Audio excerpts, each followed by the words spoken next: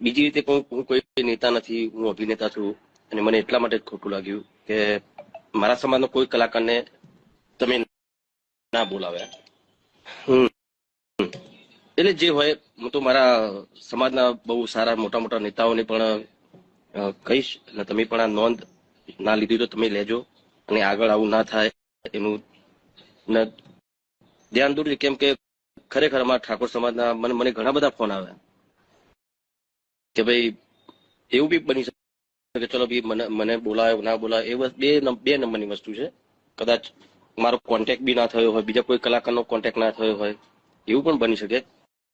પણ જે હોય તમે જોજો, ઠાકોર સમાજ બહુ મોટો છે અને દરેક પક્ષને સપોર્ટ કરે છે. એવું નહીં કે ભાઈ ભાજપ હોય કોંગ્રેસ હોય, દરેક પક્ષમાં આપણા ઠાકોર સમાજના બધા સારા સારા નેતાઓ પણ છે.